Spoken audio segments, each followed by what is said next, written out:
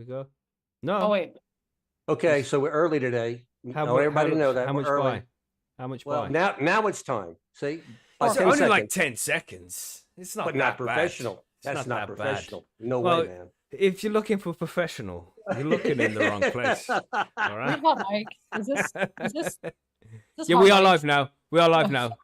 Okay. All right. Okay. Not our best work. I don't think they heard any of that. I'm pretty Right. sure they kind of. No, you can turn the mics on now, Mackie. Okay, is it good? Is it all working? Yeah, we're all good. Does everybody hear everything? Everybody, is this thing gone? You know what I'm saying, Tempo? Hello, is this working? Yeah, it is. Stop freaking me out, monkey. Jesus. Jesus. Gosh. Good evening, everybody. Good evening. Let's do that proper intro. Yes, everybody, and welcome to High on Homegrown, the cannabis podcast from PercysGrowRoom.com. I am Mackie from the UK, and joining us this week, we have Marge. Yes, hello everyone. Thank you for joining us today. I'm Marge and host of Bite Me, the show about edibles, everyone's favorite podcast about edibles. That was so cheery and nice. Such a professional intro there as usual, Marge. Very thank nice. you. Very Thank nice. you. Let's see what Monkey can do. We also have Monkey Do. Everybody, Monkey down here in the Southeast U.S. enjoying a beautiful sunshiny day with blue sky, no cold weather, no snow, and no rain. Everybody jealous yet? Yes. Okay, well, you just remember in the summertime when I'm sweating and hot, you'll be comfortable and I won't. I'll also be sweating and hot, probably. Probably so. That's the way it goes. You know how it is. Yeah. And we also have Bubble Hawk. No, we don't also have Bubble Hawk. Oh, I'm just taking that's the piss. true. Everybody's like, oh, is it Bubble hit? No, he's not here yet. He's still out there grinding. And we He's have still out Mackie. there. Yeah, don't forget yourself. I do say Mackie at the start, right? I am Mackie from the UK. Do you? Yeah. Oh, yeah, you do. It's all part of the spiel. I feel like you can flesh it out a little bit. Give the people more. I don't really have much else to say other than that, really. Okay. Yeah. I'm Mackie. I'm the guy who just wings it and grows nice plants, you know? Right. I don't know, maybe you need to drop like a weekly Mackie fun fact or something like that. Ooh, I like that. Yeah. Weekly. Yeah, maybe that's a good idea. Or just a random thing. Oh. Yeah. The more random, the better. Yeah.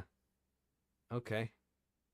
Yeah, I'll think about that and try and implement it for the future shows, the future episodes. I was going to say next week, but it's going to be different episodes next week because, the festive season is approaching. And this time next week when we're recording the show, it's going to be Christmas Eve.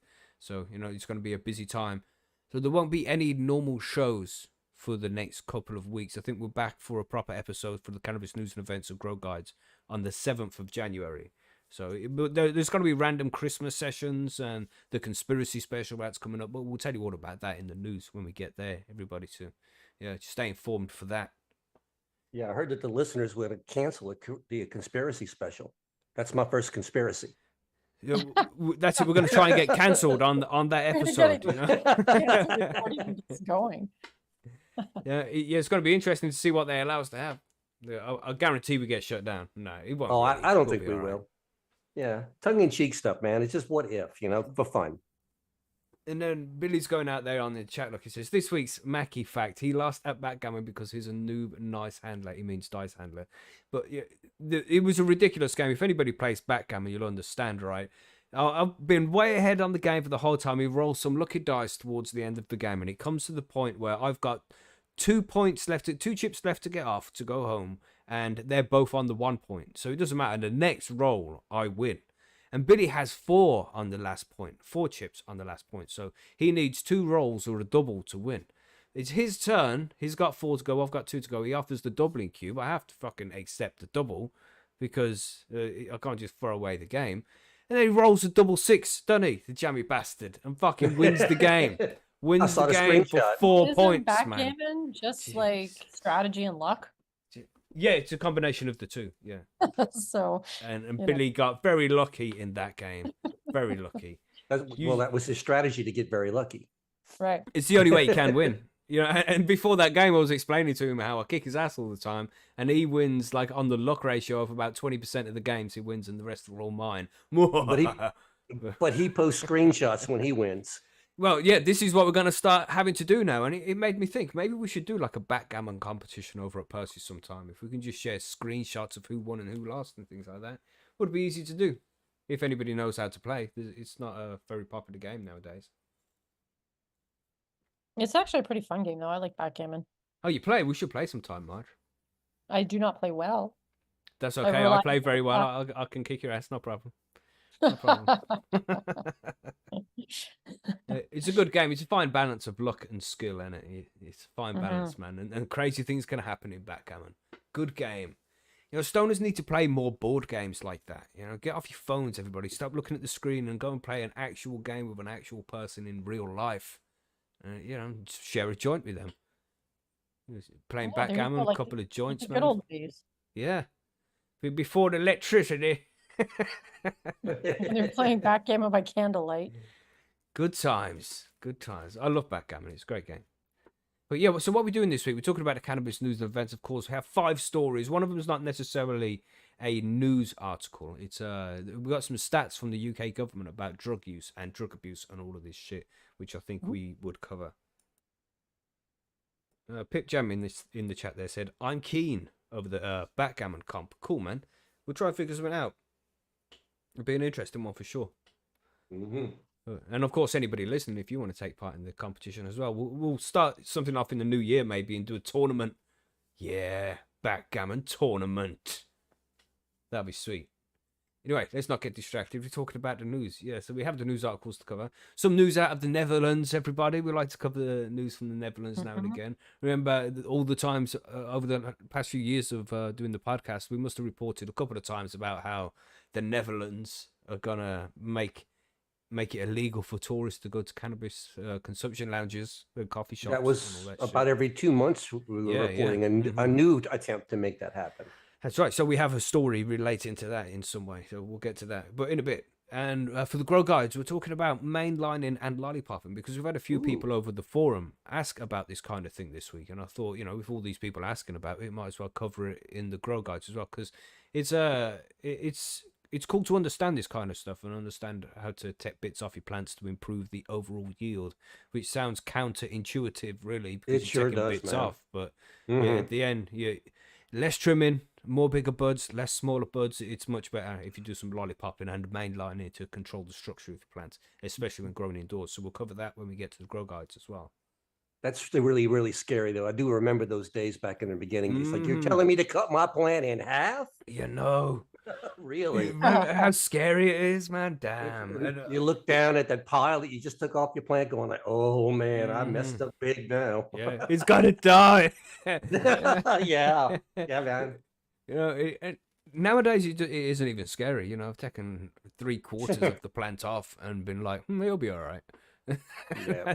And they're always all right, man. Don't panic. Don't panic. I was So pruning a Grow mom Guides. this morning, almost down to sticks, but it's like, nah, she'll be fine. Mhm. Let it go. Yeah, As long as there's green on it, plant's gonna survive. They are hardy pretty as much. fuck. So that's what we'll be covering in the Grow Guide. So it's going to be a good episode today. Don't forget to hit the like button if you haven't done that already, and subscribe if you're new to the channel. We would appreciate that, and consider sharing if you can.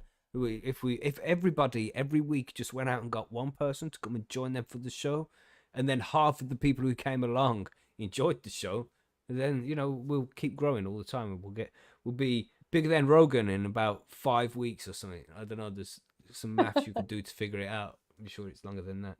But anyway, yes, it's going to be a good session. What are you smoking on, Monkey? What you got?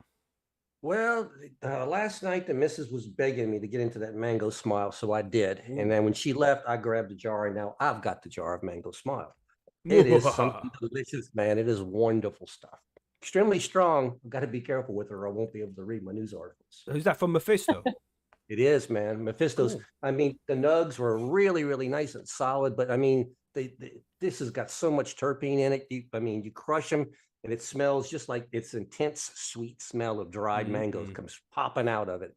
Even when you're vaping it, I mean, on the exhale, the inhale, it's just all mango. I love it. Nice. You're a fruity weed kind of person, and you like hybrids. That's a good one. Sounds good to me. Yeah, man. I've got forgotten strawberries from Mephisto. It's Nice. which is at a certain stage of dry, which we'll be discussing in the Grow Guides and the listener mail question. We have an interesting suggestion for a certain drying stage throughout the drying okay. process. You'll see what I'm talking about later on. But yeah, it's not quite dry yet, but it's enough to smoke. So that's what I'm smoking on. It's delicious, man. It's lovely weed. Mephisto's just good shit, you know. It is good Mephisto's stuff. high quality, man. Well, you got, Marge? I got a little amnesia haze, but I've already eaten a pumpkin cranberry cookie, so we'll Ooh, see. We'll see. well, We'll Nice. see what I happens. wasn't going to say anything about the edibles, but yeah, I did grab about 8 small gummies on the way in. So, that'll be kicking in around the 8? Grow Guides. Right. Yeah, but they're Jesus. only 5 mils each. So, Right. it's not that big of a dose. It's 40 mils. Mm-hmm. Yeah. Yeah, it's not so bad.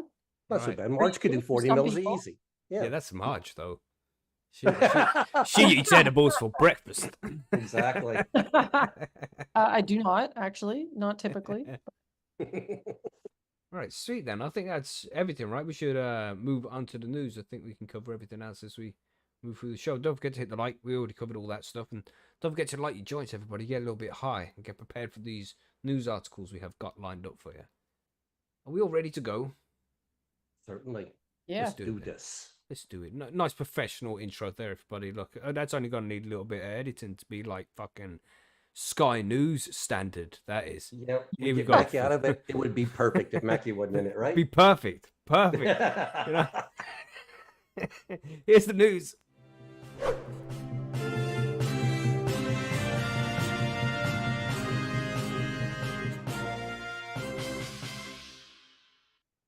So, different news articles from around the world. I think we have 5 today, 5 to cover. And I did the usual thing. I went to Google, typed in cannabis news, and then cannabis news UK, and I changed the time down to down to 1 week. So you've seen all the news stories related to cannabis news UK that are less than a week old, and it was just again, this place got busted, this grow got found, this place got. It's like that every week, and you have to really do some searching to try and find some news articles from the UK. It's just constantly places getting busted. It's crazy, man.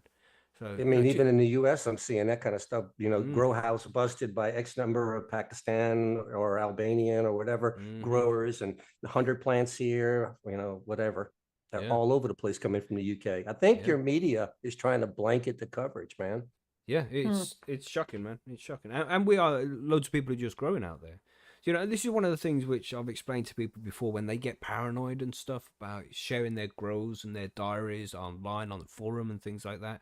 It's like there are so many easier fish to catch out there. You just keep your own little personal grow going and follow those 3 rules, man. That they ain't gonna be bothering you. They got much bigger fish to fry. And if you need to go and find anybody who's selling cannabis or anything, they go to fucking Instagram or Telegram and all these different sites they have nowadays, man. So there's no need to be worried with this kind of thing. Just follow the rules and you'll be fine. Lots of big grows being taken down out there. It's crazy, man. It's crazy. I will read through it one day so you can know what it's like, or you can check yourself. Just Google that and change the time to the last week, and you just see loads of grows getting busted everywhere. It's fucking crazy. But what should we? I think all of that, and I wasn't even going to cover one of the news articles from the UK first. We'll do something else. We'll get to the UK one in a bit. Do you want to go first, Mike? You want to cover one of yours?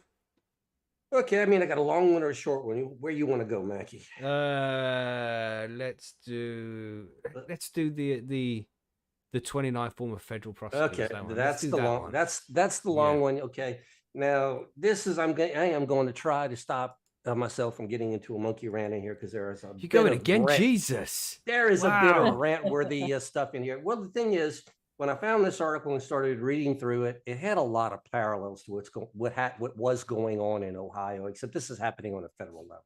Okay, so here the article is titled 29 former federal prosecutors urge Biden administration to leave cannabis in Schedule 1. Now, actually, it said marijuana, but I always change that.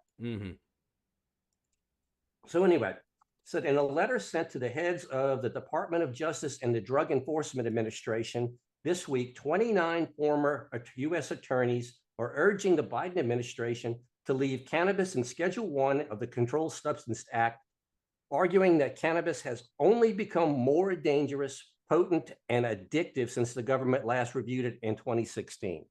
So right Hmm. there, the first opening article, first paragraph right there kind of sets the stage, because I think we all can pick out at least one thing in there that we don't like hearing, you know? Mhm.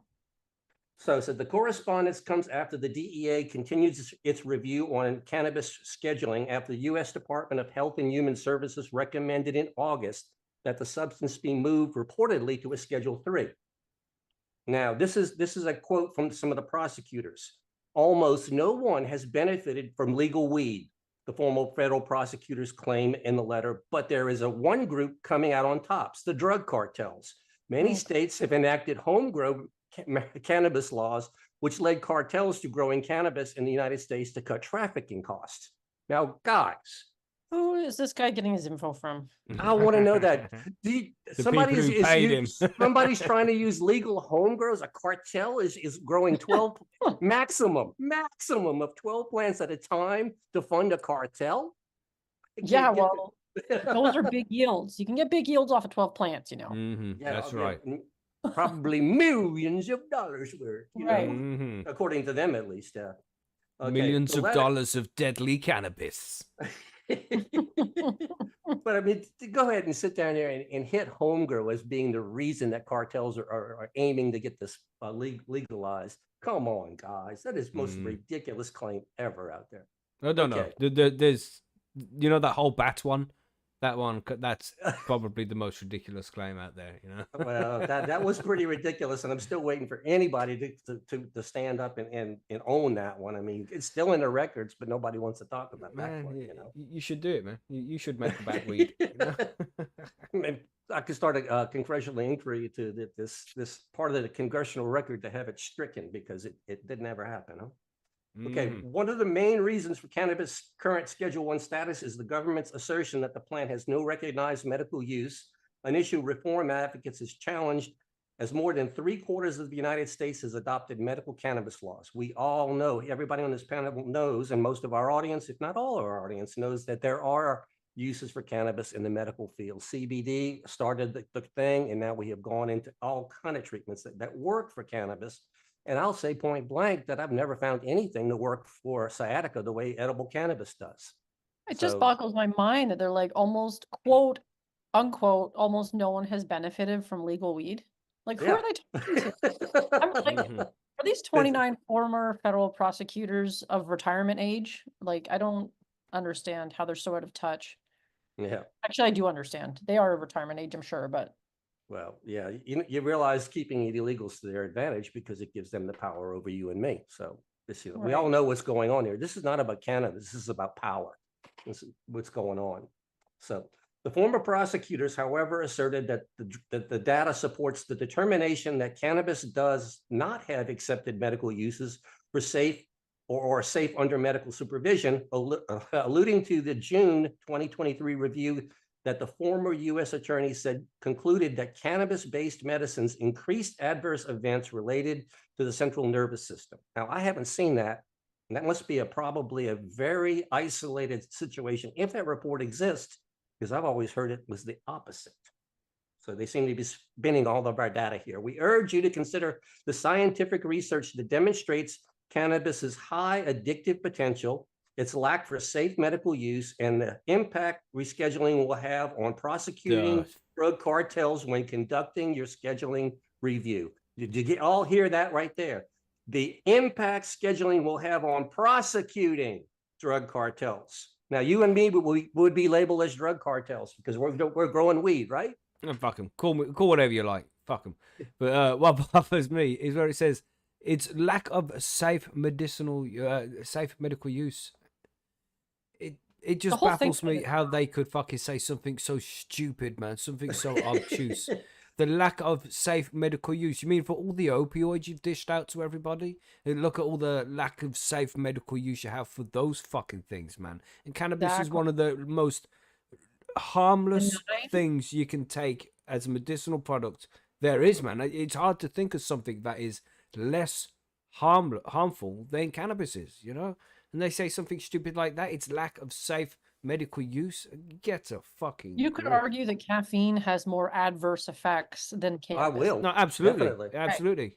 And yet that's widely accepted and everybody drinks it in That's some right. way. shape, Yeah, it's even accessible to kids. I mean, come on, kid Right. can walk in there and put a coins into a vending machine. Out comes Coca-Cola loaded with caffeine. So A Red Bull. that's yeah, know? no problem. There are no get show Monster me your ID for Energy. those kind of things. Mountain Dew, keep on going. Jesus. It's out there. Okay, the former U.S. attorneys also warned that one effect of rescheduling to Schedule 3 is that cannabis companies would no longer be subject to Internal Revenue Service Rule 208E, which prevents standard business deductions for business that work with Schedule 1 substances. Basically meaning that now these cannabis businesses could now also use banking. And that's what we've been trying to do all Right. along, is put it on the books, It's crazy. Okay. This means that cannabis corporations would be able to deduct expenses for advertisements appealing to youth and the sale of kid-friendly cannabis gummies. The letter claims. How? Okay. No, there is no legal cannabis anywhere in the world that I'm aware of that markets anything to children at all, ever. It's They're against just the making law. shit up at this point. Yeah, they are. I mean, this is what the letter keeps going like this. I mean, it's like most states with legal cannabis already prohibit minors, and many have passed regulations intending to limit the appeal of cannabis products to children. This is rebuttal. They're already saying what we already know. But these stupid idiots, here comes the monkey part of it, coming out the rant part, the idiots here that don't want to listen to everything else and look at the actual facts, want to make up their facts. Crazy. The authors pointed to decades of adherence to drug war thinking as evidence that prohibition should continue. For 50 years, they wrote, both Democratic and Republican administrations have followed the science and affirmed that cannabis should not be rescheduled. Where's the science? They keep saying we don't have the science. So where's the science that they follow to say that it needs to be scheduled? I don't see that. Okay, they also noted a fact sheet from the National Institute on Drug Abuse saying that researchers haven't conducted enough large-scale clinical trials to show the benefits of cannabis plant as opposed to its cannabinoid ingredients outweighs the risk to patients. Now, as a rebuttal, for years, however, the director has told the lawmakers that other federal agencies that cannabis is Schedule 1 prevents it from being researched. So that basically these lawmakers are saying we need more research, but if you keep it on Schedule 1, we'll never get that research. I really am starting to question the intelligence of these prosecutors. Okay. Or their integrity. It could be a bit of both. The intention is really what I'm doubting more than anything, Mackie. And I don't want to say it that way, but they're citing improper evidence with the intent of keeping something illegal. But I really think that they're hiding the intent of keeping it legal, which is control of the general population. They have more power. They can pull out this magic Schedule 1 law and send you to jail. So nobody can be this ignorant. That's the thing. There has to be some kind of motive behind them wanting to stay illegal. It's as simple as that. Nobody can be this ignorant, man. Nobody. Well, among the other claims in the letter sent out this week, the former U.S. attorney said that 30% of cannabis users become addicted, and that the cannabis addiction rate in Washington state after legalization was 21%. Oh my God. They And just how are they yanked. defining addiction in this particular instance? I have no idea, because the addiction is one thing. We haven't even heard about that yet, but we have heard about cannabis use disorder, and we understand that he's not even using the proper terms anymore. It's just, it's nuts. Yeah, addiction is different than the cannabis use thing, in my opinion, at least. It said, we can't afford to create a new big tobacco that targets kids, the letter says. Placing cannabis in Schedule 3 will allow the industry's commercialization's ability to explode.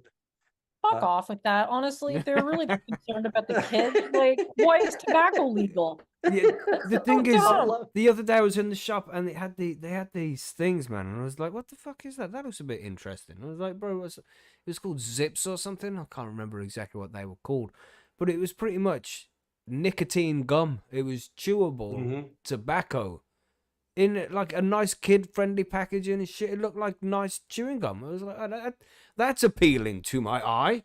Can I see what that is, please, sir?" And then it's like, oh, it's like chewing tobacco, blah blah blah. It's like, what? what the fuck? We can't afford to create a new big tobacco that targets kids from We all can't the afford big vaping products that we tobacco. have now. It's just a farce. It's Like, full how of much shit. does big tobacco cause the public health system? Well, I guess there isn't really a public health system in the States, but how many health problems does that cause?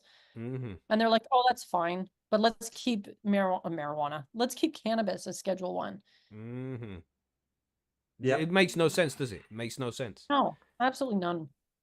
It absolutely makes no sense at all. But I mean, these people seem to think that they're actually intelligently speaking. They have no idea what they're talking about. I really wish that before these people would write a letter, they'd actually sit down, maybe take a few hours and do some research, Yeah, talk it to some wouldn't people. even take long, would it? Like an It afternoon. wouldn't. Just spend Yeah, the I afternoon mean, doing a bit of research. why don't you sit in a Zoom room with Dr. Grinspoon and talk about it? Give him all your concerns and find out what the real facts are, actual Mhm. medical facts, or maybe Dr. Bonnie, she said she's found research papers that these people don't even think exist. It Mhm. just doesn't make any sense, It's crazy. Okay, the anti-cannabis advocacy group, Smart Approaches to Cannabis, first posted a letter on social media Thursday morning. In the statement, SAM President Kevin Sabet said, "We know today's high-potency THC drugs are associated with lower Oh, IQ, the cheeky fucker. Sorry. psychosis, keep going, psychosis, depression, suicidality, okay, motor impairment, psychosis again, and schizophrenia, among other consequences. Rescheduling cannabis will put the commercial drug industry on steroids and make it even worse for those suffering from addiction." So is he Now, linking to the studies that show all of that actually? Because no, there's no seems- footnotes, there's no links, there's no Right. sourcing. It's just thrown out garbage, typical stuff. I don't know. I mean, do we really need to have to sit down there and dissect this thing and realize that they had no idea? I mean, we've talked to Dr. Grinspoon, and we've asked about the whole psychosis and schizophrenia thing. And he said point blank, he said the studies show that there has been the rates of schizophrenia and psychosis in the general population have been unchanged for the last 100 years.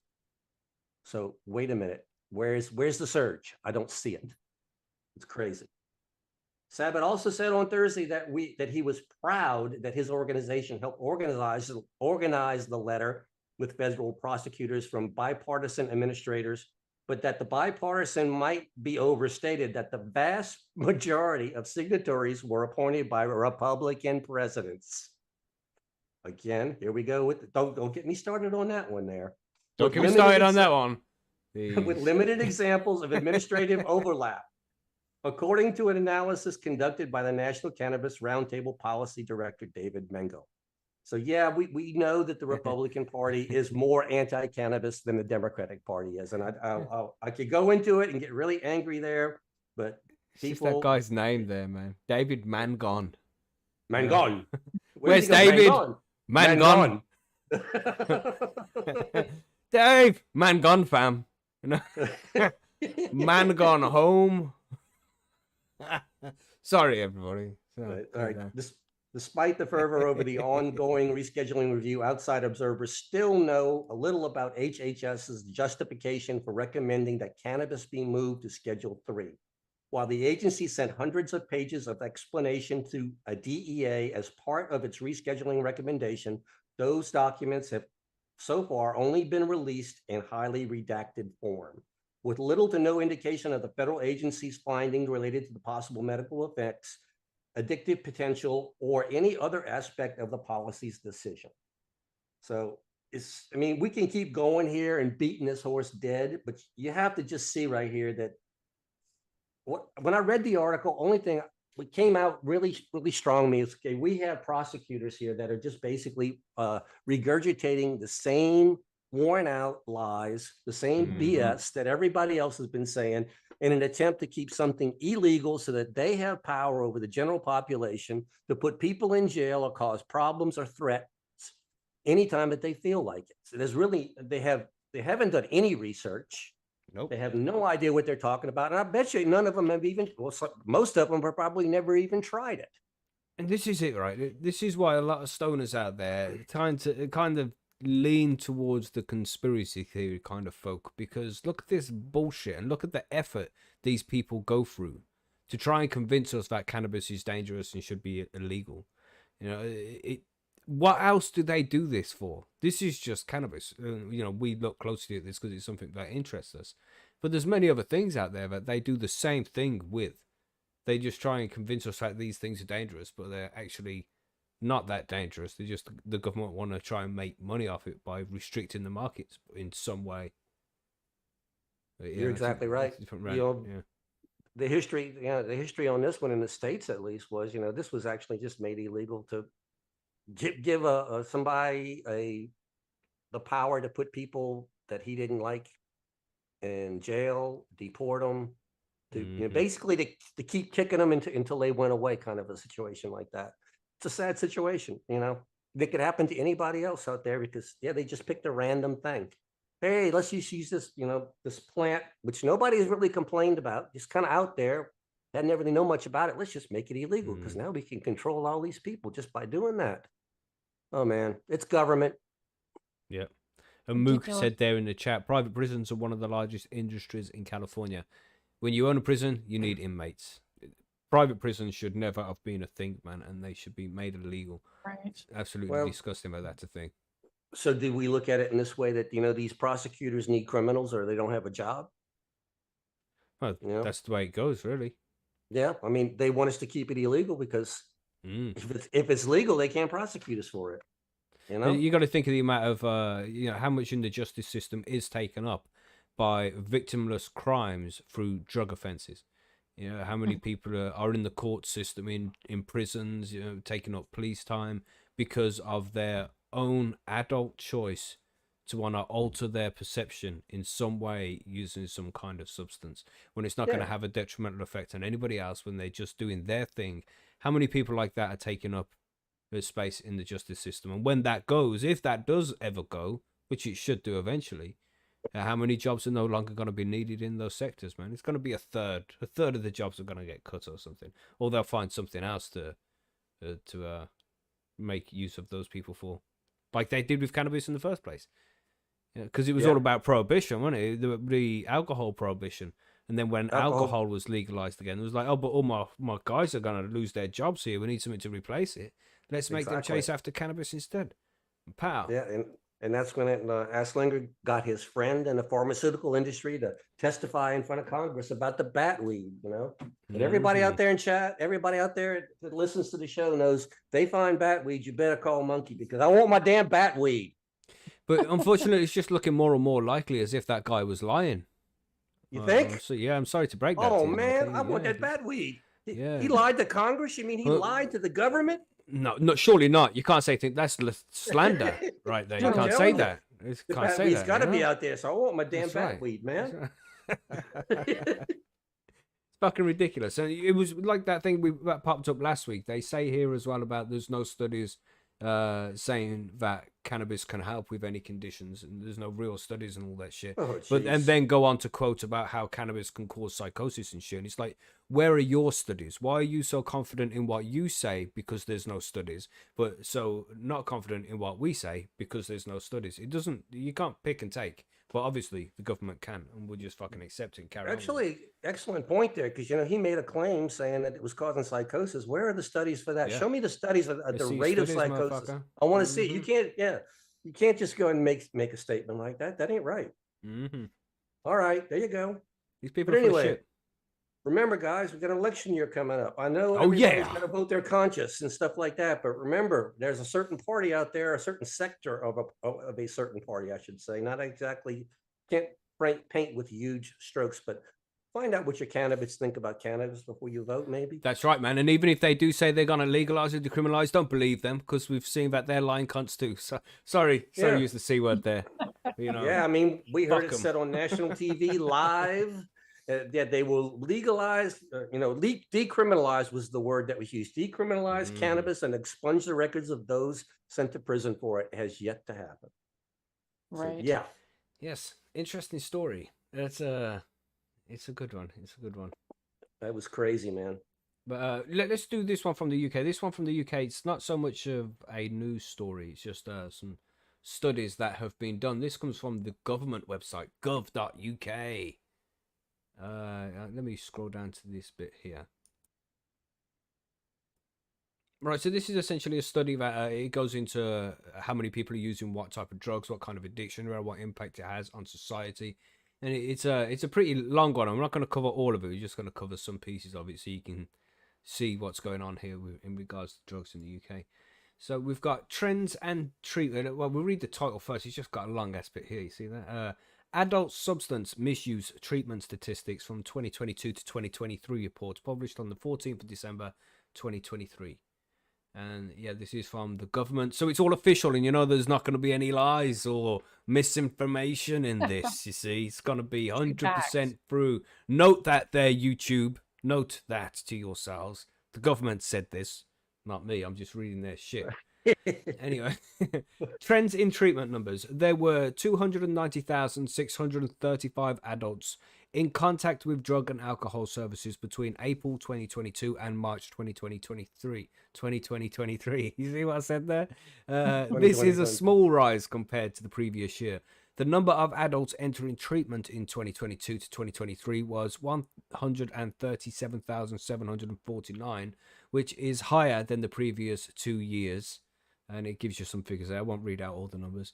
The numbers of people entering treatment was relatively stable from 2016 to 2017 up to 2021 to 2022. Trends in substance use treatment. That's what this says. Nearly half, 48%, the adults in treatment were there for problems with opiates. So, cannabis. yeah, look at that. Fucking Oh, 48%. Let's do something about these opioids, because obviously a fucking problem, don't you think? No. It's the harmless herb that's the problem. I'll carry on. Despite the number of people in treatment for opiate, and maybe they're different things, but I'm sure they're similar, for opiate use slightly decreasing from last year, from 140,000 to 138,000. This remains the largest substance group. You can find more information about what the different substance groups are in the people in treatment, substance, sex, age section, which is down lower in this article. So people in treatment for alcohol alone make up for the next largest group of 30%.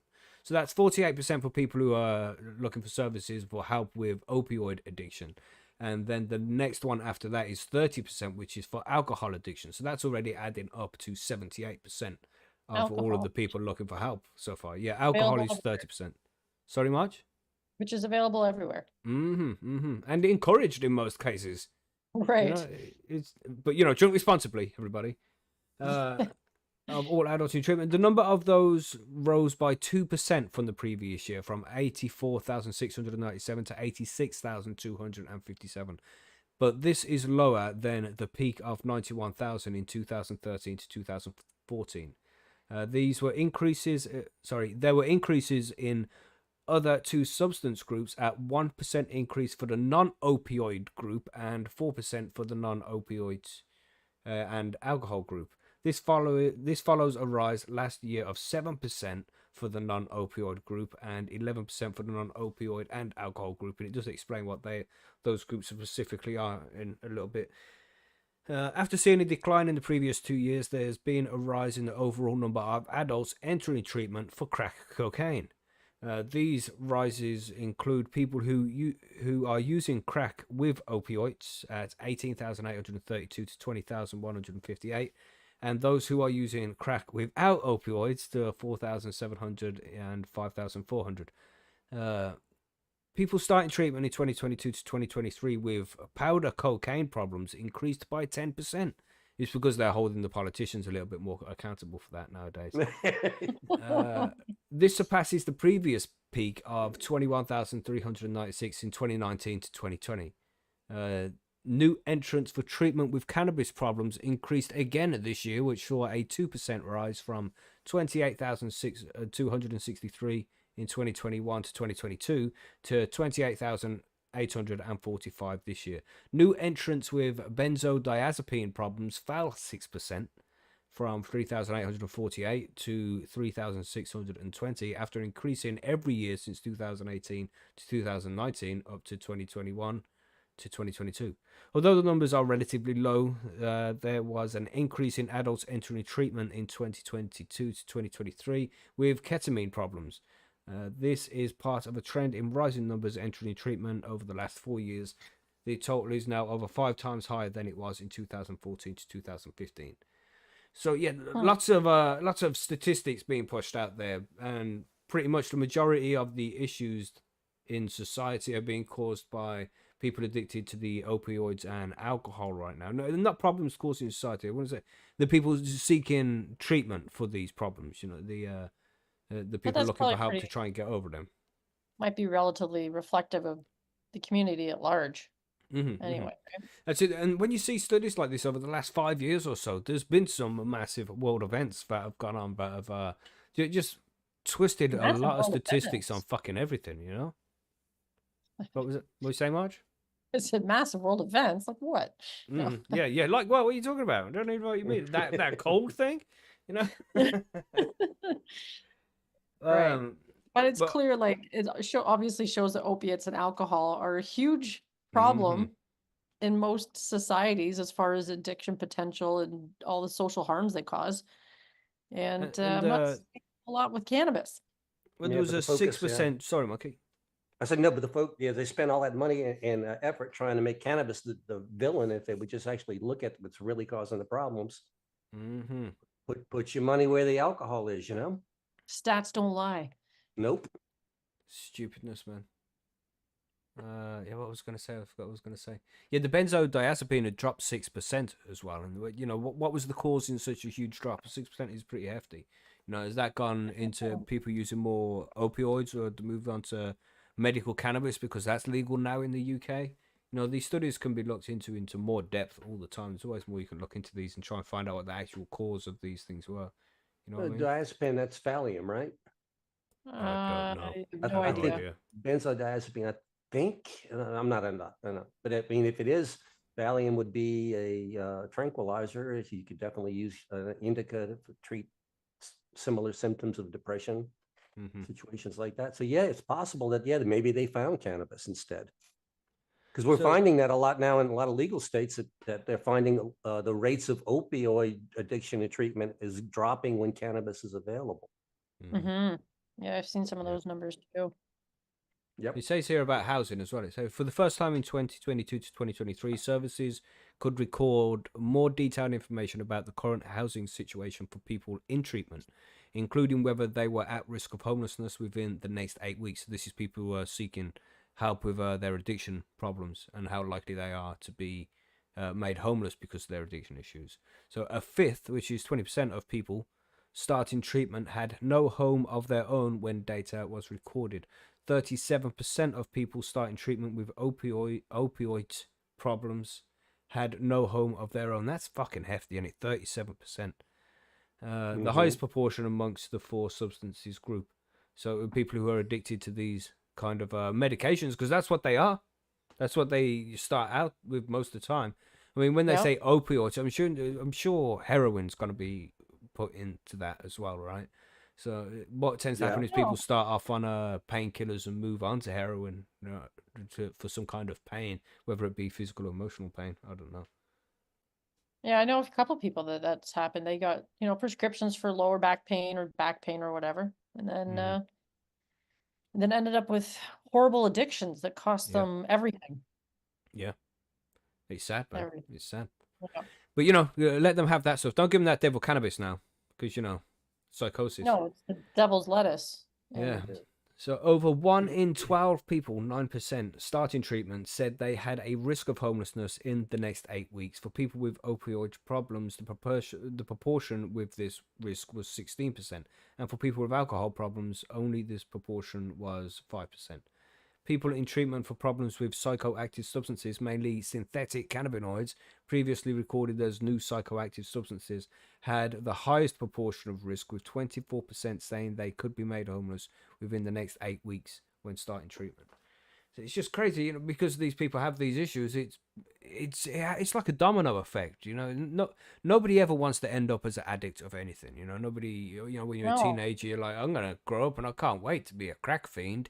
You know, nobody fucking they Yeah, no eventually one wakes up find in the their way morning. there. Yeah, you know, just like Right. fuck it, I'm gonna go get fentanyl today, and ruined Right. my life. Nobody fucking does that. It's always accidental. They find their way there, you know, and it just has all these knock-on effects where it starts to affect their health, their reliability, so they can't, keep a job, and it just a lot of shit happens, man. And it's just a spiral that people unfortunately go down sometimes. It's tragic, man, and a lot of it is caused by these fucking opioids, which Hmm. were not only legal but encouraged, man. Like, oh, you got a bit of pain, take these, no problem, take these. Has It's anyone seen that it's not a documentary, it's like a dramatic, I don't want to say reenactment. It's a series on Netflix about the opioid crisis and kind of how it all happened, like with that sicko or original something like that. Is thing. that what it is? I can't remember what it's Uh, called off the top of my head, but mm-hmm, it's like a serial, so there's like different episodes, but it's just outlining the original opiate epidemic and how it started and had all these like sales reps going out there and literally lying to doctors, and mm-hmm, everyone was making money because doctors made money if they prescribed higher and higher doses, and then they were mm-hmm. telling their patients, yeah, this stuff has like almost 0% addiction rates and stuff. Like, and it's just mind-boggling that Yeah, painkiller. Much not said. I think he's right. the Painkiller. trickle-down Yeah. effect has been so enormous and wide-reaching, and yet Mm-hmm. they're fucking around with this cannabis stuff, being like, no, you don't want to deschedule that because I don't know, it just seems so backwards to It me. is. It's when the opioids and alcohol are causing as much damage as they are causing, and you see that cannabis is so less harmful, so less addictive, many less side effects. Just so many good Mhm. reasons to try and use that first. But it'd be like, try this cannabis first. And if the cannabis doesn't work and it isn't good enough, it's not relieving the pain, then move on to these highly addictive, deadly fucking drugs. Let's try and take the harmless herb first. That would be a great step. But, the ignorance doesn't allow them to. It says here in this article as well about mental ill health. Over two-thirds, 71%, or 97,685 of adults starting treatment said they had mental health treatment need. They had a mental health treatment need. This is in a similar proportion to the previous year, 70%, but a large increase from 2018 to 2019 of 53%. So that's a massive increase, maybe because of the world events over them times.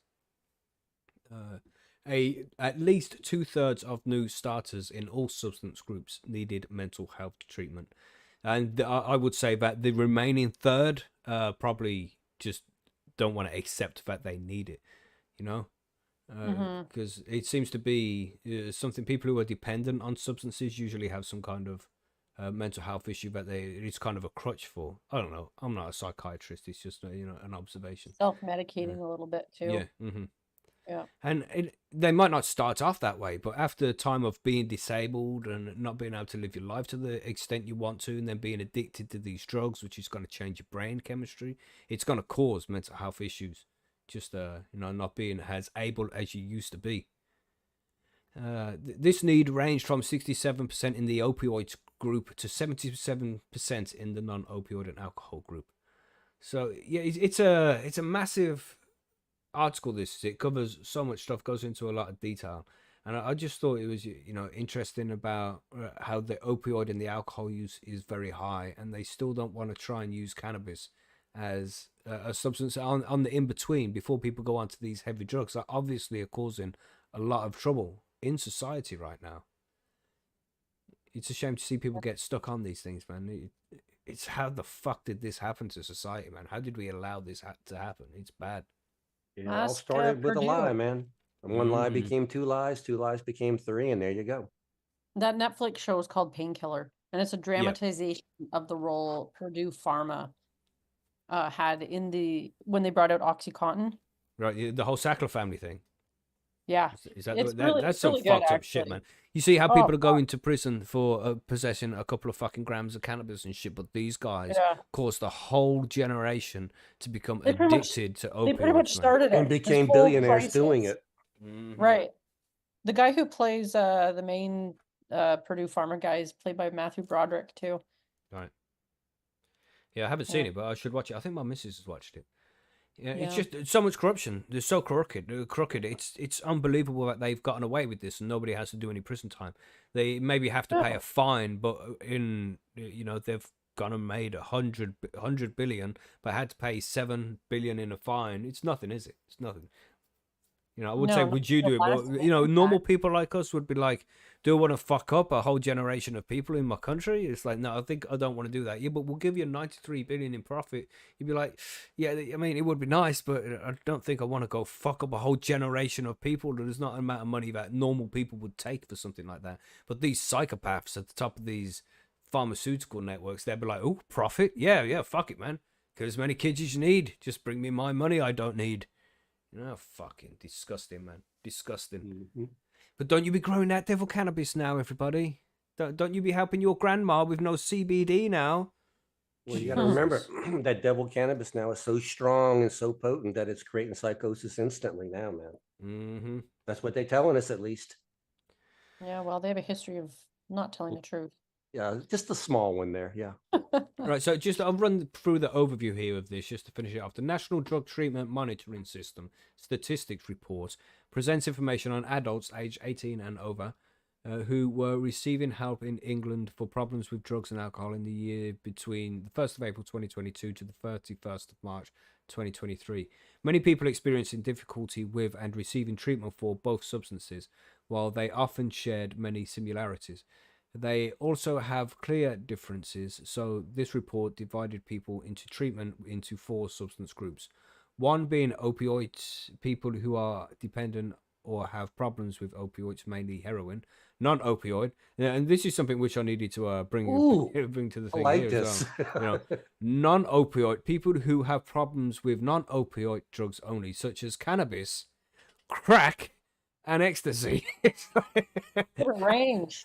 How have you Ride put that. fucking cannabis in the same category as crack and ecstasy? Jesus.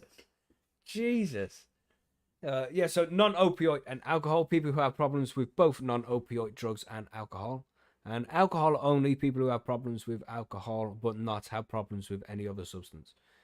Yeah, it's Yeah, it's interesting they put cannabis in there for the non-opiate stuff, even though when you look through all the stats, it's like cocaine itself was 10% of the people in treatment, and crack cocaine was, I can't remember what the number was there, but it was a way higher number than anything cannabis related. Yeah. Yeah, madness, man. Madness. And this article, it covers a lot of stuff. It goes into a lot of detail. So if you want to look into this more, just head over to the gov.uk/government/statistics/substance misuse. If you do a Google search for that, and you'll find it, or whichever search engine you use, and you can have a detailed look about what figures, who male, female, the ages, what drugs they're on, the risk of mental health, the risk of homelessness. A lot of works being put into this study by the look of things. But of course, it's from the government, so it's not to be trusted. Take it with a pinch of salt. I don't trust anything these fuckers release, man. They would have held back statistics if they didn't try and suit their narrative in some way. It's very rare you get an open, honest study done by these people nowadays. They're not to be trusted. Are you calling them crooked politicians? My gosh. Absolutely. Fuck them. Fuck them. Right up there. Put it right in front of you. But yeah, check it out, everybody. It's a decent study. It makes good reading for 10 minutes if you want to make your way through the whole article. It's interesting. But what have you got from you this week, Marge? You've got some interesting news, right? People going on holiday or something? Yeah, if anyone's thinking about booking a cruise, then you might want I to saw think this twice. one. Yeah. Good, this one's from Marijuana Moment. Carnival Cruise Lines denies that anti-marijuana enforcement measures are meant to boost alcohol sales on ships. Again, where's the money? Right. Mm-hmm. Passenger cruise lines like Carnival and Royal Caribbean have policies against marijuana, noting that the substance is illegal in many ports it sails to, and that they're following federal law. But as more people return to the ships and as more of them come from states where the drug is legal, operators are reportedly taking more extreme measures to detect cannabis and cracking down on people who attempt to use it, including those who simply pack CBD products, which are legal across the US. As the Wall Street Journal reported in a story on the trend this week, Carnival Cruise Lines not only sends pre-cruise messages reminding passengers not to bring cannabis, but also now employs drug-sniffing dogs, what everybody wants to see when they're boarding the ship. Yeah, I love Yes. dogs. That's just nuts, man. I'm You don't love I'm going on a dogs, though. holiday in the country and I gotta go past drug dogs. Oh man. Companies say they're focused on legal compliance and providing a comfortable experience for non-users, but the article notes that cruise operators may have an ulterior motive to discourage cannabis use. Besides limiting potential legal liability, cruise lines could benefit financially by prohibiting cannabis on board. The paper reported alcohol is a major revenue generator for ships, and cruises also limit how much booze passengers can bring on board. It talked to a Florida-based personal injury attorney who said he's, quote, convinced that the decision to take such a hard line on cannabis or CBD is because they're trying to drive alcohol sales, unquote. Royal Caribbean told WSJ that it prohibits all cannabis on its ships, including for medical or therapeutic use. Carnival, for its part, says it's not considering cannabis's effect on alcohol sales in setting the policy. Of course, they're going to say that. Of That course. sounds like something someone would say when they're high, quipped Chris Chamis, Chief Communications Officer for the cruise line, who should probably be fired after putting that in print. When a guest cannot enjoy their balcony because neighbors are smoking marijuana, this becomes a customer service issue, he says. The article quotes a number of passengers who feel similarly to this fucker. The marijuana use shouldn't disturb another guest's enjoyment of the cruise. But you know, Okay, wait a minute. Wait about sorry. cigarettes. Come on now. I know. I know. But I don't do you think know those what are the word posh means? You know, when somebody's posh. yeah, like hoity-toity. But it comes Yeah. from a term, port out, starboard home, and I think that's when people were going from the Oh. UK down to Africa, and they'll be on a particular side of the ship because that's what side is getting the most amount of good sun. So when you're going one way, you'd be, you know, if you're going port out, you'd be on the port side of the ship when you're going down to Africa, and you'd be on the starboard side of the ship when you're coming back to the UK. So you're constantly getting that good light. You could do something similar with cannabis. You could be like cannabis on the starboard side, and then on this direction we'll go cannabis on the port side. So you know, whichever There's way the wind's definitely blowing, be all yeah, right, there's right? ways to mitigate the issue. If people are really worried that it's going to be causing like, other guests to not enjoy their cruise, Right. but they're saying that they're also limiting hemp-derived CBD, even though the Wow. cannabinoid is legal at the federal level. One Texas woman, Erin Van Veldhuizen, received a lifetime ban from Carnival Lines after security found CBD gummies in her carry-on luggage before the cruise. Fuck. Her lawyer said her family received a partial refund. Nevertheless, enforcement still appears to be sporadic, as WSJ reported that other passengers have managed to smoke cannabis without consequence, and most passengers found with marijuana are rarely charged with the crime. At least in the U.S., some tourists have faced civil penalties and even jail time for the drug in Bermuda and the Bahamas. Carnival spokesperson acknowledged that many passengers are confused as more jurisdictions legalize cannabis despite federal prohibition. Nearly 3/4 of all U.S. states now allow medical marijuana, while almost half have legalized cannabis for adult use. Of course, confusion can carry consequences. For example, they bring up the example of the WNBA player Mhm. Griner in Russia, which, But that wasn't confusion. That's not the same fucking thing. She ignorantly yeah, took cannabis into a yeah. country she knew it was illegal. That's not the same as going onto a cruise ship. No, and like she was there for and it's Russia. You always have to be careful when you're in Yeah, you Russia. know. What are you doing These there people anyway? Jesus. who are paying a Exactly. bunch of money to like float on the sea with a bunch of other people, and it's a bit different. But what else are they It's frustrating. saying Like here? Monkey said though, you know, with the whole cigarettes thing, it's like you can't just stop something because it might upset people because of the smell. When there are people smoking tobacco out there, I hate the smell of tobacco, but I have to deal with Well, it. Oh, it's awful. It's yeah, horrible. I know people who can't stand to be around other people who are consuming alcohol. I mean, what about those people? You know, people just don't Yeah. shower, and you got to stand around those, and it's like you're gonna make it law that they have to shower now because I Oh, don't yeah. like the smell. You The bastards. showered side of the board, yeah, shower side on, not showered side over there. Yeah. So they do Yeah. mention a bit about Biden issuing the mass pardon last year to all To who've committed. nobody. Yeah. Right. Basically. And also how I think they were talking a bit about how they're looking at the rescheduling, While it's unlikely the rescheduling, if it happens, would have any legal effect on cruise ship policies, especially with potential Food and Drug Administration approval of additional cannabis-based drugs some ways off, the change would nevertheless build further momentum or confusion around allowing cannabis on cruise ships. So there you have it. If you want to smoke weed on a boat, don't take a cruise. That's crazy. I'm on Just a gotta- boat, eh? Yeah. I don't So know. I don't know. I'm I gonna know take a people- cruise to Jamaica and I can't even have cannabis. Oh my Right. gosh. No. Now look at it this way, right? If you just get away from the ports and you're in international waters, what they're gonna do? Kick you off? You know, fuck it. Smoke anyway. Right, man overboard. Walk the plank with you. You know, Yeah. "Arr! Yes, scumbag. That's what happens. You get chased off the gangplank by this drug sniffing dogs. Jesus. Yeah, I read a similar article during the week, and it was crazy because they were talking about how if the drug sniffing dogs, or if they even X-ray like a TSA your bag's going on board, if they open your bag and find anything like this, you would be fined, turned over to the authorities, banned for life from the cruise ship, lose the fee. I mean, it all sounded like financial, like ching ching ching ching ching. Right. Yeah. It was crazy stuff like that. But yeah. Come on, it's a holiday. I'm spending my money. I'm giving you money. Let me have Yeah. a little fun. Well, and like when they're also not recognizing medical cannabis Yeah. either, because obviously Yeah. so many people who have medical cards who use it for specific reasons, and then they're like, yeah, but what if it disturbs the enjoyment of the guest above you on their balcony? Like, fuck off. These boats are gigantic. I'm Yeah. sure there's Now, a way. the ones that I've been on, they were mostly non-smoking vessels, but they had the upper deck, which your smoking deck. You could, hey, you want to smoke your weed, go up where everybody else is smoking their cigars and their cigarettes and everything Right. else, you know? Right. And then you're not disturbing anybody if that's Yep. really a concern. And that's a Right. workaround. Or allow people their edibles. Yeah. I'm kind of curious, do they allow people on these things with nicotine vape carts? What's the You can difference smoke there, you know? cigarettes. Yeah, Yeah. if you can suck on a nicotine vape cart and quote unquote not bother somebody next to you, what's the difference with cannabis?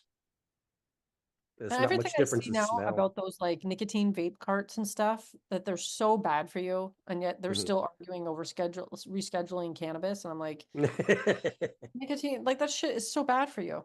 Mm-hmm. Yeah, it's really weird in that respect too, because they don't have near the regulations that the cannabis industry has as far as purity and contaminants. So those nicotine things, they can put all different kind of flavorings and enhancements for the all different factors on it. We can't do any of that with cannabis because it has to be so pure with no impurities to pass inspection. Ridiculous, man. It is. So I don't know Gold about you standard. guys, but I'm not really into cruising. I know people Nah. who love them. I've never been on one, but it doesn't appeal to me. But now I'd be like, yeah, fuck it, it's not worth You it. know, can't take weed. No, even less of a chance of me getting on that shit now. Right. I mean, you always Jesus. have to be careful anyway when you're traveling somewhere. Obviously, if you're going someplace, you want to be really careful bringing cannabis with you wherever you're going. But I don't know, like you said, you're on international waters. Yeah. And Worst crimes usually have happened out here. Much worse. the cruises that I've been on, the caution was given that, once you cross that gangplank and walk off the ship, that you would be subject to the laws of that land, Right. pretty much. So Right. if I leave my weed on the ship, what's the difference, huh? Exactly. You're not taking your cannabis into the port or whatever where it Nope. might be illegal. Nope. So, I brought it with me. I'm gonna take it home with me. right. Right, so we got another one from the USA. You want to cover this one here, Monkey? And then we'll get to the Netherlands one last. Yeah, this is a shorter one, but it was kind of interesting. We've kind of touched a little bit on this before. It says states that ban cannabis may unintentionally promote unregulated Delta-8 THC products. Federally funded study says. Oh, first of all, right there, federally funded study. So they can't say they don't have any studies. We got one here. But I'm sure as soon as, this will be filed somewhere and it'll be forgotten, and then we won't have any studies. That's how it works usually. Right. Okay. People in states where cannabis is illegal are significantly more likely to have used products containing less known cannabinoids like Delta-8 THC, signaling that prohibition may unintentionally promote use of loosely regulated products, according to a new federally funded study published by the American Medical Association. I think we've noticed this before because Marge, I believe you said that when you were in your Gangier class in California, some people from Texas were talking about the Delta 8 and Delta 9 because that's all they could get there. Yeah.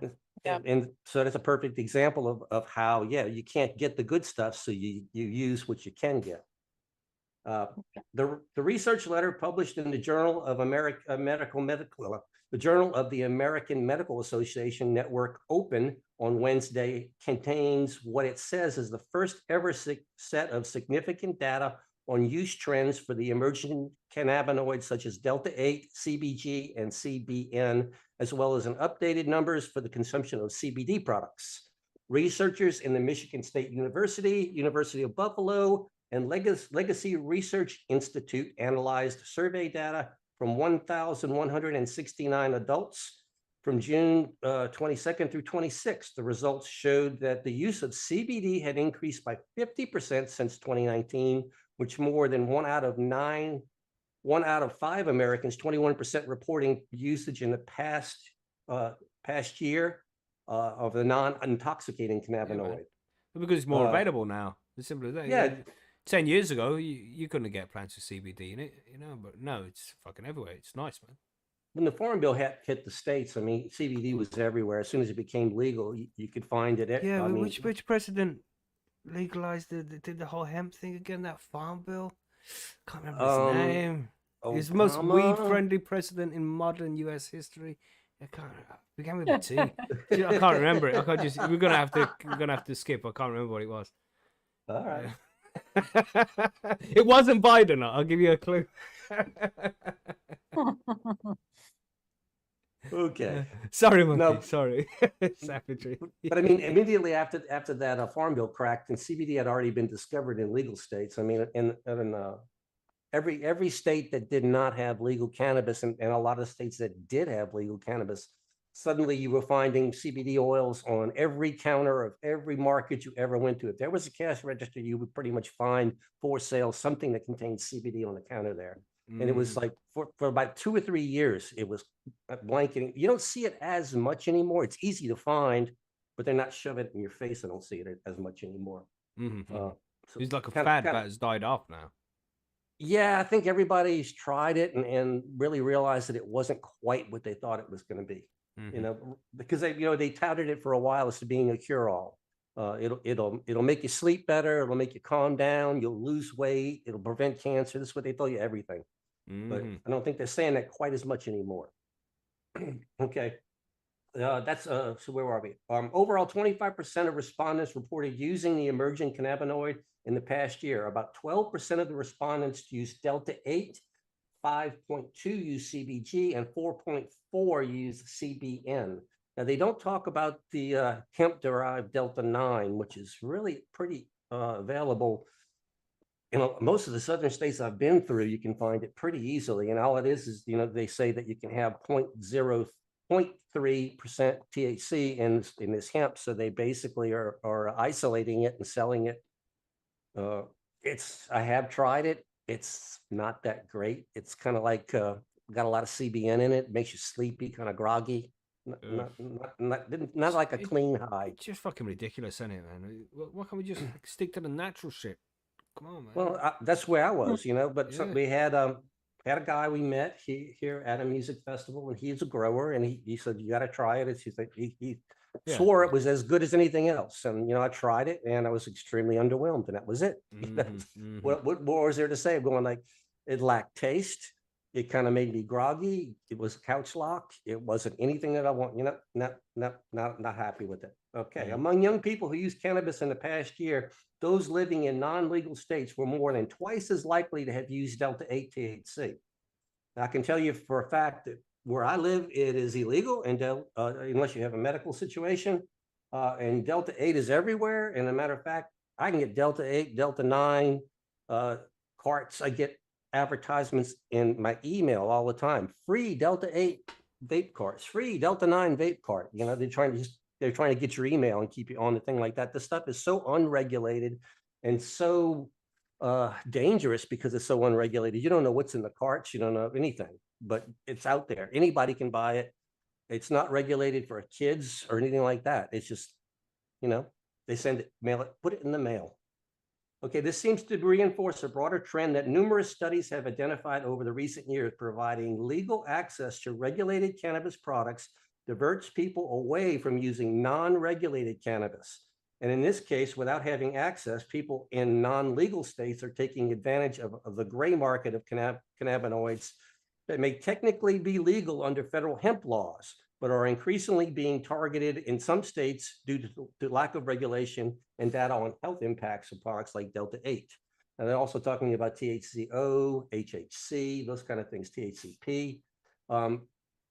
I have yet to hear of a state being completely successful in banning these things. It seems to be because the Farm Act made it legal, it's hard to make it illegal. So they're having to focus on the fact that they're chemically changing. Like most of the Delta-8 is actually being manufactured from CBD that's being chemically treated. However, it's very difficult for somebody to say where it came from. Now, technically, by the Farm Act, what is legal everywhere is that small speck of Delta-8 that came out of that cannabis. But there's no way for them to take a vape cart, say, and make sure that all of it in there came out of cannabis naturally, or was any of it chemically induced or switched to become Delta-8. They have no way, they can't do that right now. So good luck on the states trying to figure a way of making it illegal, because there's your loophole like that, though. Our results highlight the importance of the future research to better understand perceptions of safety, motivation, and use. The outcomes of these products, it says. The study was partially funded by the National Institute of Drug Abuse and the National Institute of Health, which publicized a funding opportunity for the research projects investigating minor cannabinoids last year. There are mixed perspectives about how to address the emerging cannabinoids among lawmakers, advocates, and industry stakeholders. Some states have moved to ban or restrict their sales, for example. Others are pushing for revised federal rules to regulate intoxicant cannabinoids separately from CBD. Since state cannabis regulators have urged Congress to ensure that they are examining policies of the broader class of emerging cannabinoids, not just CBD. The expectations is that the congressional lawmakers will take up the issue during the negotiations over the next Farm Bill considerations, which have been delayed until next year after the current legislation was temporarily extended. So they're going to have to extend the Farm Bill, or this whole Delta-8, Delta-9 rod is going to be over. That'd be interesting. The Drug Enforcement Administration has said that it considers cannabinoids illegal if they were synthetically produced, as is a common practice for Delta-8. But the market for such products has flourished nonetheless with limited enforcement. The Food and Drug Administration, which faced criticism for declining to enact CBD regulations, has only lightly addressed emerging cannabinoid issues. For example, the agency has sent warning letters to various companies. They say they are unlawfully selling copycat Delta-8 products that are misleading packaged to mimic popular brands like Doritos, Cheetos, and Jolly Ranchers. We've seen those things on the market. Everything from Nerds to Doritos, and all it is this sprayed with this Delta-8 and sold as edibles. Yeah, Much Nut says in the chat there, says, I thought Delta-9 THC was just the chemical name for THC. It is Delta actually. Yeah, it's just that's Delta-9 THC, it's a type of THC. There's different varieties of THC and most cannabinoids as well. Correct. There's a Delta-8, Delta-9, then you have THCO, THCP, then there's an HAC. THCA, right? That's the acid form before you had decarboxylate it. So yeah, there's different stuff like Mackie says. But the Farm Bill basically legalized any compound that was naturally existed in the hemp plant. And even though it's in minor trace amounts, Delta-8 does exist in the hemp plant, as does Delta-9. So those are the loopholes right now that all the states are having to jump through. Because of the stuff like that. And Marge, you probably see it up there in Canada. You don't see much people asking for Delta-8 up there, because why should they? Yeah, No, not really. Well, good shit. Yeah, you get the pretty The much real deal. Yeah. But I mean, where you can't get it, that's, people will go get what they can get. So we definitely don't recommend, grow your own, get the good stuff. Stay away from that synthetic stuff. Don't fuck Mhm. around with these fools who got no idea what they're talking about. No. But we'll quickly move on to the last story because we've been going for quite a long time now. Yes, we have. But this one is from the Netherlands, which we mentioned before we moved on to the news. And the headline goes, Netherlands begins trial to make cannabis fully legal. So many of you might know about the cannabis in the Netherlands, you know, where Amsterdam is. That's it's not necessarily legal, it's decriminalized. Please turn a blind eye to it. And when they get cannabis in the coffee shops in the Netherlands, it's usually from the legacy market. It doesn't have a legal market where this stuff's grown. So they're making moves to try and properly legalize it and make it more into a regulated business. And, you know, we've reported on the show many, many times how they're always going on about we're going to stop tourists coming over and stop tourists from consuming cannabis. And now they're going to fully legalize it. And it's like, how are they going to stop us from getting it then if it's fully legalized? You know, they're never going to go back on it. It's too much tourism, everybody. You know, whenever you see these news stories about they're going to stop selling cannabis to tourists, it's just a advertisement ploy to get in all the newspapers, and then everybody's like, "Oh no, we're quick, we're going to go back to the dam before they stop us all having weed." That's exactly it. It never But I think the happens. dam finally realized that Germany's going to do something pretty quick. And if they don't do something to match, they could be in the losing end of the deal. Mm-hmm. So I'll just quickly read this. Cannabis users in 2 Dutch cities can smoke legally for the first time as authorities roll out a trial that would expand the country's tolerance of cannabis to full legality. Historic moment, said the health minister, Ernst Kuipers. Kuipers? Yeah, I think that's Kuipers. Ernst Kuipers. That's not bad pronunciation. You know how we butcher names on this show. That was a pretty good fucking job, if I do say so myself. You butched that one nice, man. Yeah. Ernst Kuipers on Friday. That even had a little bit more fucking accent to it then. He did get that third time. Anyway, yeah. On Friday, as he scanned the first box of legal cannabis in the Baron coffee shop on the south city of Breda. A misconception abroad that cannabis is already legal in the Netherlands, which is home of the famous coffee shops and has seen a huge draw for cannabis smokers. In fact, the drug exists in a legal grey area, which the government hopes to stub out with the 4-year trial starting in Breda near Tilburg. And nearby Tilburg, so they're the 2 cities. The consumption of small quantities of cannabis is legal, but please choose not to. Is illegal, but please choose not to enforce the law as part of a tolerance policy that has been in place since the 1970s. However, the production of cannabis and its supply to the coffee shops is also illegal, but this is not tolerated, meaning producers and coffee shop owners have to operate in the shadows. This has led to gang involvement, as it does, with a related rise in petty crime and antisocial behavior that officials hope to stop if the trial is successful. 4 years, though? You know, it's crazy, man. Criminal organizations took over that criminal market, and therefore coffee shop owners were depending on the criminal market, and that had to stop, the mayor of Breda, Paul Depler, told agency France Press. So it must be the French press agency. Production will be limited to a handful of farms, which is cool, you know, to start, whose cannabis will be closely monitored before being supplied to the coffee shops. Consumers would be guaranteed a high quality product, whereas before it was impossible to know where the cannabis came from and whether it had been altered.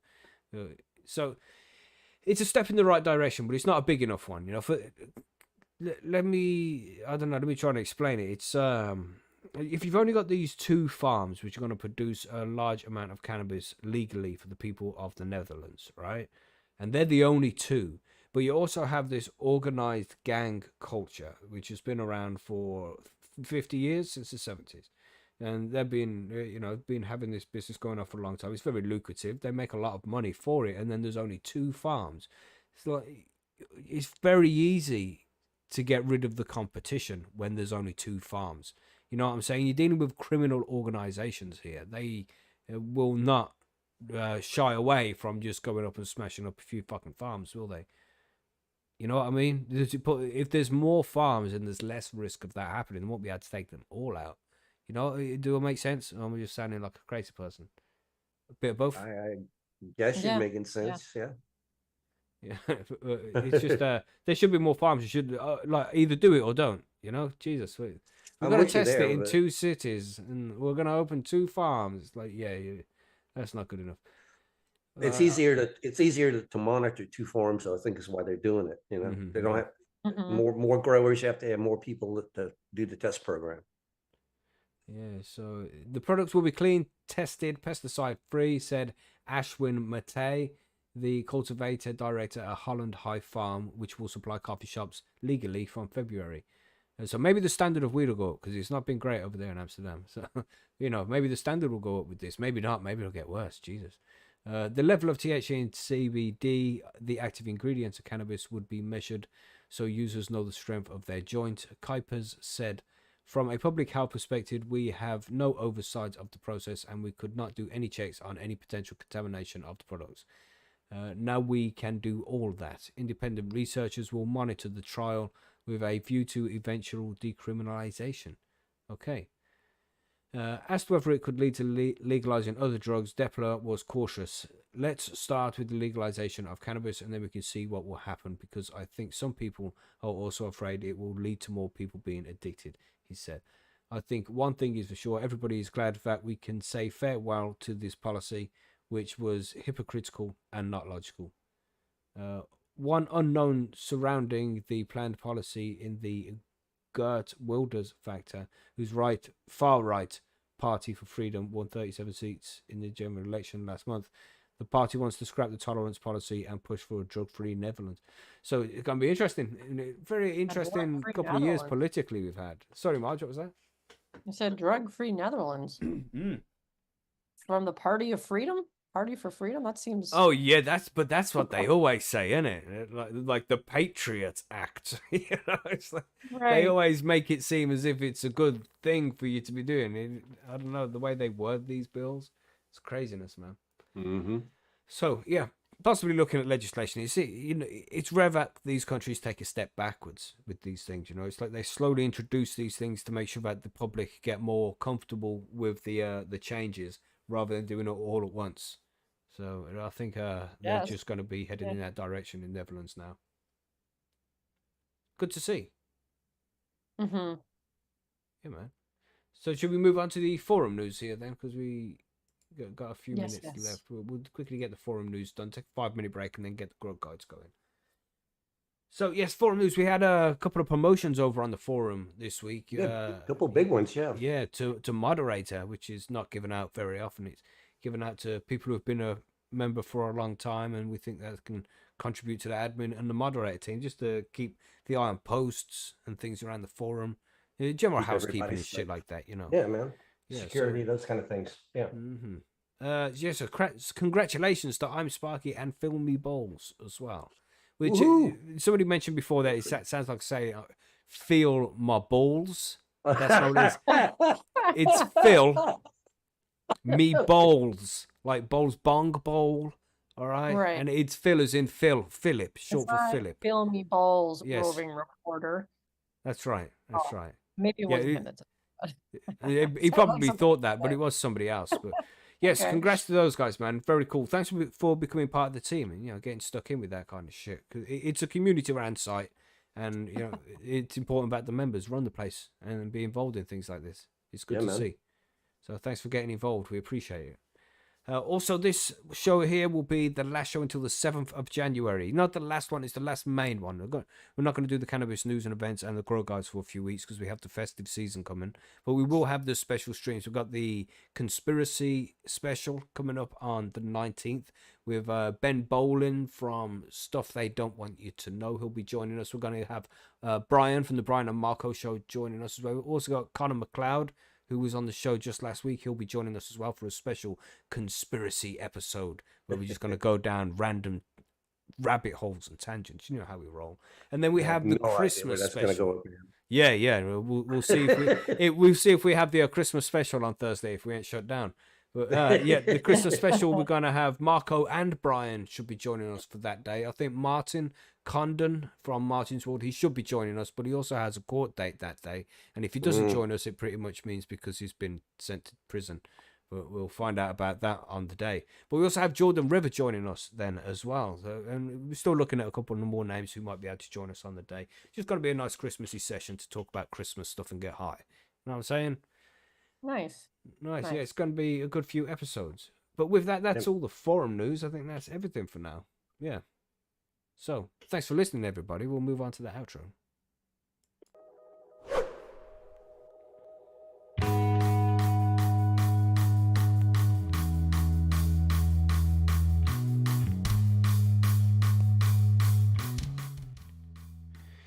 Yes, good luck to Martin as well. You know, just it's going to be scary this time of year as well. Coming up to Christmas, and he's got young kids, man. He's got family he should be with over Christmas time, not fucking locked up for possession of a CBD joint as well. Everybody, it's for that, isn't it? Ridiculous. So sending our best to Martin. I'm sure he will be fine. We'll hear from him on Thursday. But yeah, thanks for joining us. We're going to take a quick 5 minutes as we do, and we'll be back on the other video, which is linked in the chat, to talk about lollipopping and mainlining. So, yes, we'll see you all over there. Click the link in the chat. It's at the top there. Do it. Do it now. See you in 5 minutes, everybody. Bye. Goodbye. Bye, everybody. Ah, tits. The music stopped. Why does it do that? Like it's not even supposed to do that. What the fuck? Jesus. Anyway, yeah, 5 minutes, everybody. We'll see you on the other side.